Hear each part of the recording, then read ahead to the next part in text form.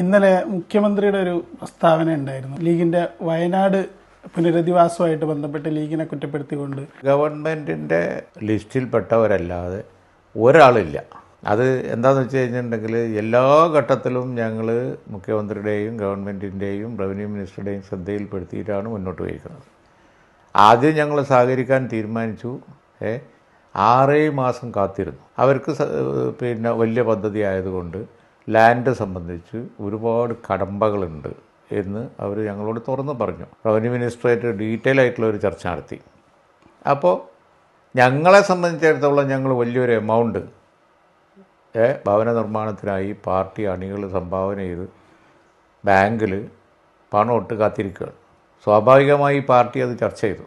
21 ലക്ഷത്തോളം സന്തുഷ്ടരായ ഉപഭോക്താക്കളും 2 ലക്ഷത്തോളം തിമിര ശസ്ത്രക്രിയകളും പൂർത്തിയാക്കിയ മലബാറിലെ ഏക കണ്ണാശുപത്രി Al Salama high hospital, hospital road, Perinthalmanna. Party അത് ചർച്ച ചെയ്തു എന്ന് മാത്രമല്ല, പല സന്നദ്ധ സംഘടനകളും വീട് നിർമ്മാണം പൂർത്തിയാക്കി തുടങ്ങി.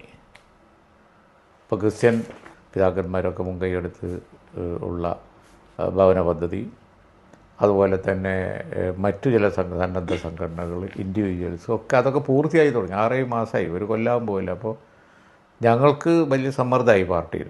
ഇത്ര അധികം പണം കയ്യിൽ വെച്ച് നിങ്ങൾ എന്ത് കാത്ത് കിടക്കുകയാണ്? ഗവൺമെൻറ്റിൻ്റെ പദ്ധതി ആയിട്ട് പോട്ടെ, നമ്മൾ ഗവൺമെൻറ്റായിട്ട് സഹകരിച്ചിട്ട് തന്നെ നമ്മളെ പദ്ധതി ചെയ്യാം. കോൺഗ്രസും അങ്ങനെയാണ് ആദ്യം തീരുമാനിച്ചിരുന്നത്. അവരും സ്വന്തം ചെയ്യാം. പിന്നെ അവർ എന്തുകൊണ്ടോ അവരിത് വലിയ മുന്നോട്ട് പോയിട്ടില്ല. പക്ഷേ ഞങ്ങളിത് ഈ പണം പിരിച്ച് ബാങ്കിൽ വിട്ടിട്ട് ഞങ്ങളൊന്നും ചെയ്യാതെ കാത്തിരിക്കുമ്പോൾ പാർട്ടി പ്രവർത്തകരെ സമ്മർദ്ദം വന്നില്ലേ. അപ്പോൾ പാർട്ടി കമ്മിറ്റി ചർച്ച ചെയ്ത് ഞങ്ങൾ പദ്ധതി ചെയ്യാൻ തീരുമാനിച്ചു. പക്ഷേ സർക്കാരിൻ്റെ ലിസ്റ്റിൽ നിന്നല്ലാതെ പുറത്തുനിന്ന് ഒരു കുട്ടിക്ക് ഞങ്ങൾ കൊടുക്കില്ല.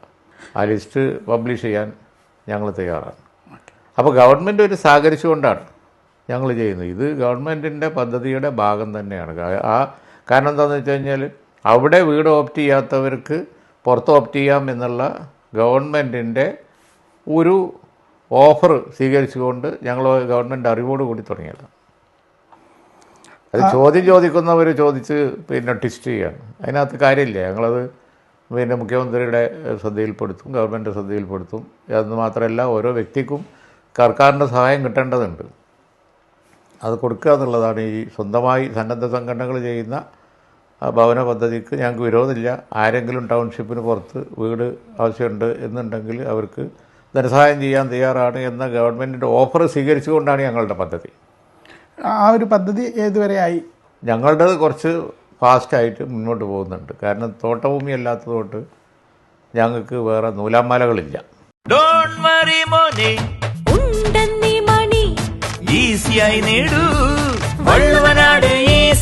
ആവശ്യം ഏതുമാകട്ടെ, പണം ഞങ്ങൾ തരും.